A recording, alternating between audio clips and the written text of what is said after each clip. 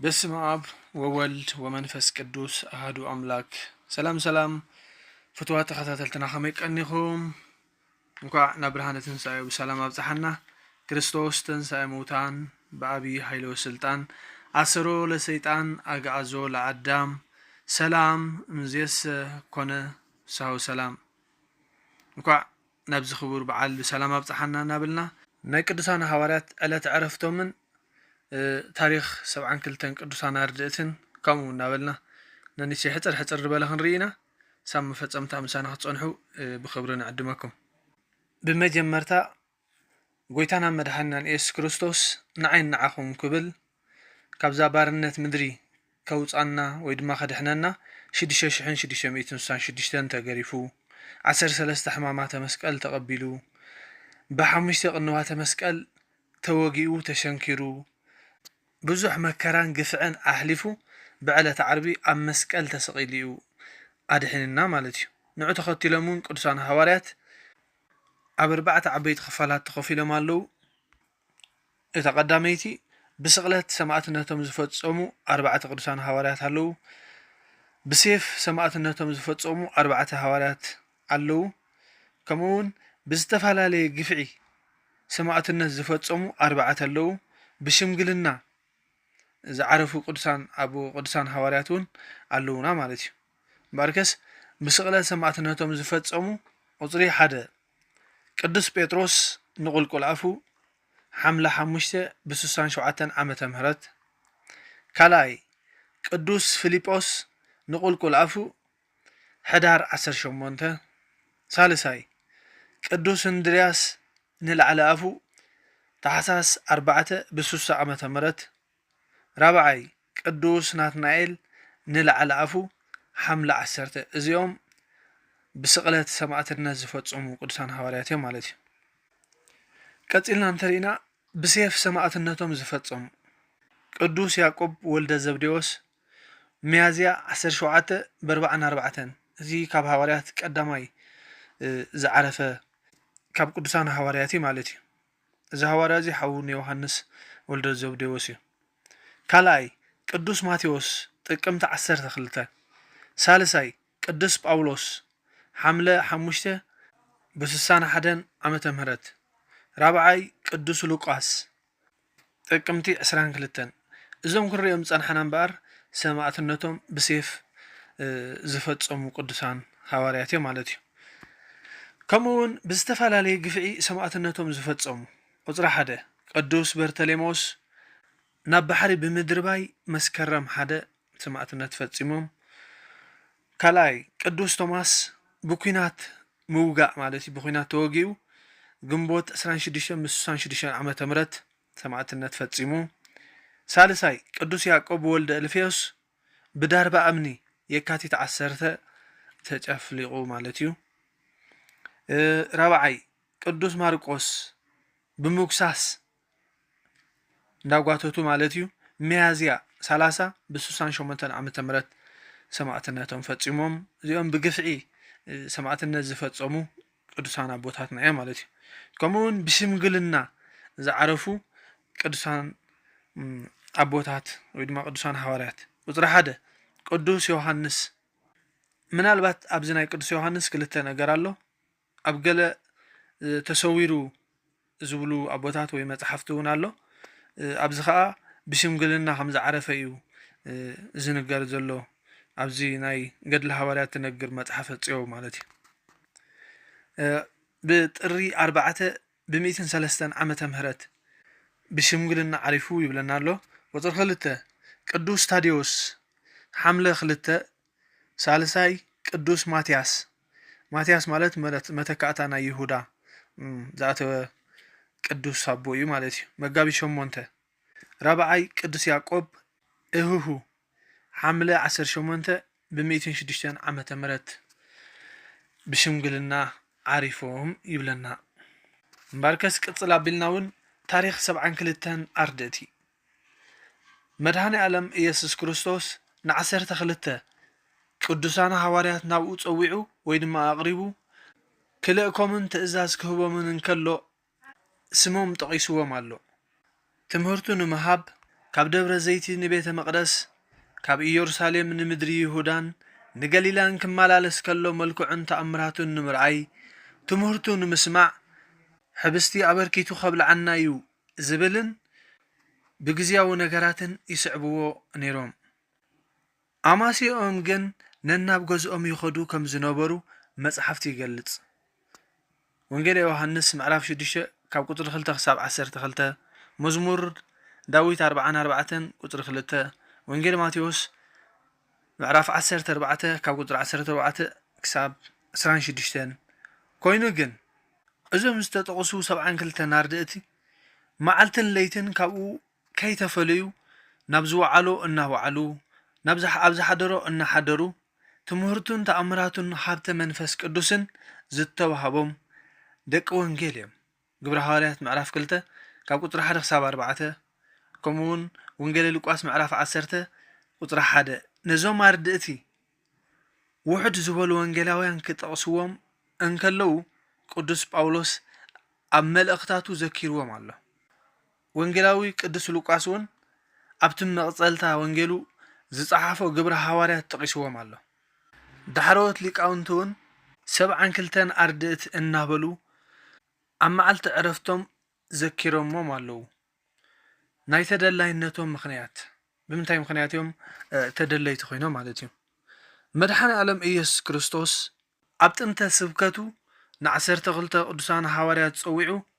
ኣብ ልዕሊ ርኩሳን መናፍስት ስልጣን ሂቡ ናብቲ ንሱ ዝበፅሖ ከተማን ስፍራን ከይዶም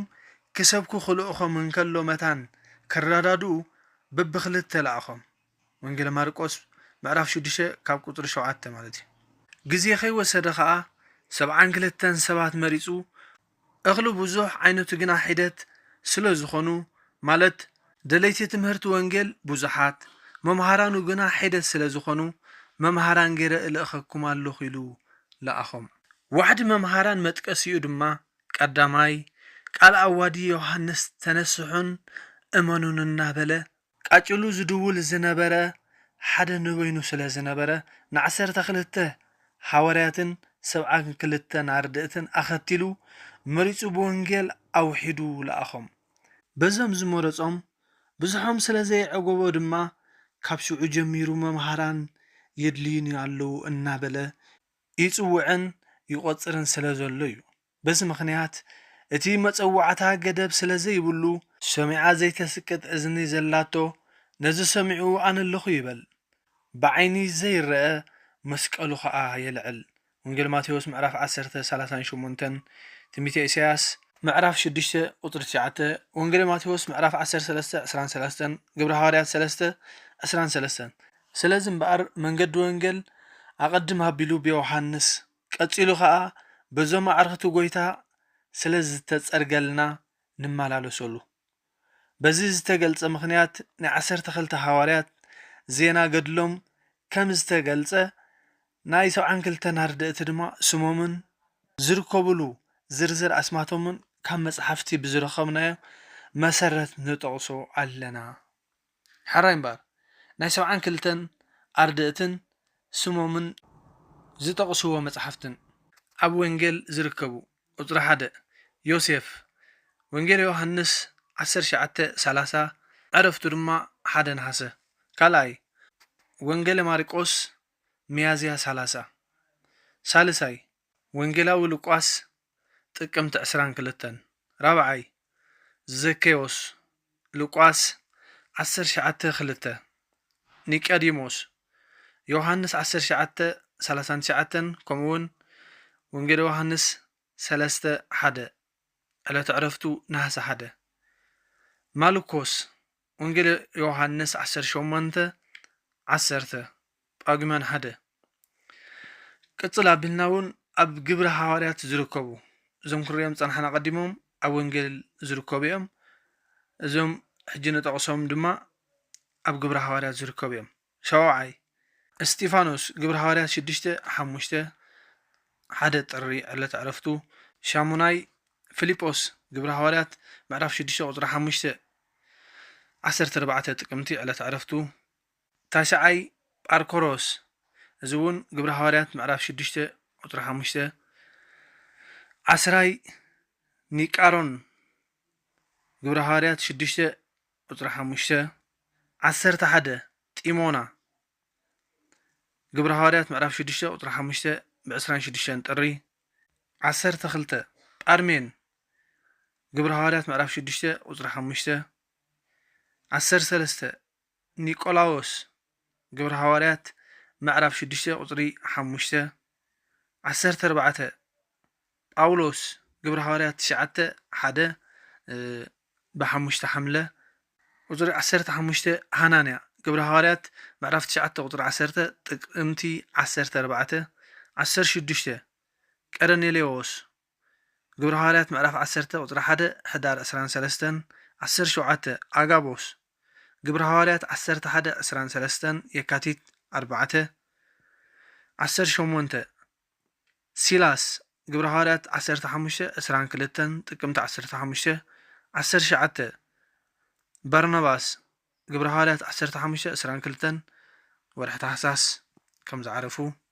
ቁጥሪ 10 ይሁዳ ወዲ ዮሴፍ ሓዊ ጎይታ ተባሂሉ ዝፅዋዕ ማለት እዩ ግብረ ሐዋርያት 15 32 ዝዓረፈሉ ከዓ ሰነ 25 21 ጢሞቴዎስ ግብረ ሐዋርያት 16 ቁጥሪ 2 22 ዲዮናስዮስ ግብረ ሐዋርያት 17 34 ብጥቅምቲ 6 23 አቂላ ግብረ ሐዋርያት 18 ቁጥሪ 2 24 ሶስቴንስ ግብረ ሐዋርያት 18 17 25 ኢዮስጶስ ግብረ ሐዋርያት 18 7 26 ቀርስጶስ ግብረ ሐዋርያት 18 8 27 አጵሎስ ግብረ ሐዋርያት 18 24 28 አርስጠሮኮስ ግብረ ሐዋርያት ምዕራፍ 9 29 29 ሱሲ ጴጥሮስ ግብረ ሐዋርያት 14 ቁጥሪ 30 ሲኖዱስ ግብረ ሐዋርያት 24 4 እዚ ከዓ ብሕዳር 24 ዓሪፉ 31 ጋይዮስ ግብረ ሐዋርያት 24 4 ቁጥሪ 32 ምናሶን ግብረ ሐዋርያት 21 16 ቁጥሪ 33 ገማልያል ግብረ ሐዋርያት 22 ቁጥሪ 3 እዞም ከነንብቦም ፀንሐና እምበኣር ኣብ ግብረ ሐዋርያት ዝርከቡ እዮም ሕጂ ከዓ ኣብ መልእኽቲ ሮሜ ዝርከቡ ቅዱሳን ኣቦታት ኢና ዘለና ምናልባሽ ናይ ገሊኦም ዕለተ ዕረፍቶም ኣይጠቕሶነ ዘለኹ ኣብዚ መፅሓፍ ስለ ዘየለ ኣብ መልእኽቲ ሮሜ ዝርከቡ ቁጥሪ 34 ኤጴኔጦን ሮሜ 16 ካብ ቁጥሪ 3 ክሳብ 15 ቁጥሪ 35 እንድራኒቆን መልእኽቲ ሮሜ 16 ቁጥሪ 3 ክሳብ 5 ግንቦት 22 ዝዓረፈሉ ቁጥሪ 36 ጲልያጦን ሮሜ 16 ቁጥሪ 3 ክሳብ ቁጥሪ 15 ቁጥሪ 37 ኡርባኖን ኩሎም እምበኣር እዞም ሕጂ ዝጠቕሰልኩምን እዞም ከንብበልኩም ፀናሕኩን ኣብ ሮሜ 16 ቁጥሪ 3 ክሳብ 15 ዘለዉ እዮም ማለት እዩ ሕጂ እቲ ዝርከብሉ ከነጥሮ እየ ምክንያቱ ኩሎም ኣብ ሓደ እዞም ሕጂ ዝጠቕሶም ብምልኦም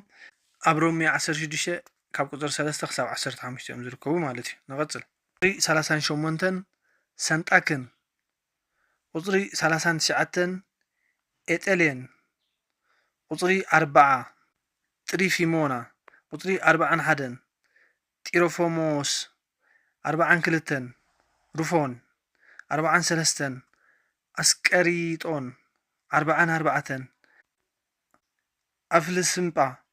45 ሄርሞን 46 ጳጥሩባን 47 ሄርማን 48 ፊሎጎን 49 ዩልያን 50 ኔርያ 51 ኢያሶን እዚ ዝዓረፈሉ ከዓ ግንቦት 3 እዩ 52 አርስጦስ ሚያዝያ 19 ዓሪፉ 53 ቁስኣስጥሮስ እዞም ክንሪኦም ፀናሕና እምበኣር ኣብ መልእኽቲ ሮሜ ምዕራፍ 16 ካብ ቁፅሪ 3 ክሳብ 15 ዝርከቡ እዮም ምናልባሽ ኣብቲ ዳማ ምፃ ንክተንብቦም ምችዋት ስለ ዘይኮኑ ኣዳማምፃ ከም ገለ ገይረ ይኸውን ግን ከም ርድኡ ሰድዎ ከምኡ እውን ኣብ ዝተፈላለየ መልእኽታት ናይ ሃዋርያ ቅዱስ ጳውሎስ ዝርከቡ ከዓ ከነንብቦም ኢና ማለት እዩ ቁፅሪ 54 ቲቶ ኣብ መልእኽቱ ንመልከት ጳጉሜና ሓደ ዝዓረፈሉ ድማ 55 ፊልሞና እዚ እውን ኣብ መልእኽቱ ፊልሞና ኣሎ ሕዳር 27 ዕለተ ዕረፍቱ 56 ቀሌመንጦስ መልእኽቲ ፊልጵስዩስ ምዕራፍ 1 ቁፅሪ 3 እዚ ኸ ብሕዳር 29 ዓሪፉ 57 ያዕቆብ እሁሁ እዚ እውን ኣብ ገላትያ ምዕራፍ 1 19 ብሓምለ 18 ዓሪፉ 58 ኣፍሮዲጡ ፊልጵስዩስ 4 18 59 ኤጳፍራ ቆላስዮስ